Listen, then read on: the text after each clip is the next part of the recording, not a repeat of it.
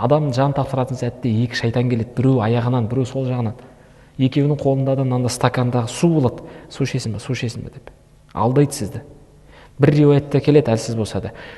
Екі шайтан келеді, біреу ананың бейнесінде, екінші әкенің бейнесінде. Біреу христианға өт деп айтады, екіншісі еврей дініне өт деп айтады. Сіз мастықта жатасыз, өлімнің мастығы дейді, қиналып жатасыз. Бір ес жинайсыз, бір жоқ болып кетесіз. Міне сол кезде келеді бағанағы шайтан. Қолына су ұстап алған, су ішесің бе деп. Шөлдеп жатасыз сіз. Ол анандай шөл емес ол. Қазір мен мынаны ішсем, шөлім қанатты, ол ондай шөл емес. Шайтан айтып келеді, айтады, ішесің бе деп. Сол кезде ішем дейсіз. Ол айтады екен, шартым бар. Мына дінді тастап бет бұр дейді екен. Алла сақтасын. Егер сол бір кесе су үшін станып келген дініңізді сатып жіберсеңіз, суды ішіп қойсаңыз болды, Алла сақтасын. Соңғы сөзіңіз күпірлік болып тозаққа кетесіз. Сондай заттардан құтқаратын, алдын алатын зат білесіздер ме не? Намазыңыз емес, тағы басқа емес, мынандай салауаттар.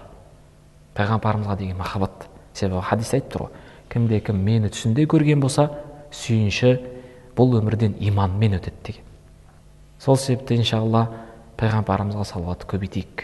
Әр адам өзінің шамасынша келгенше. Ең қысқасы Аллахумма салли аля сеййидина Мұхаммад, немесе өзіміздің жаттап жүрген, мен сіздерге үйреткен соны айтайық, тағы басқа айта берейік иншалла. Сонда өмірімізге береке береді Алла, қалағанымызды береді, бәрін береді. Не керек соның бәрін береді.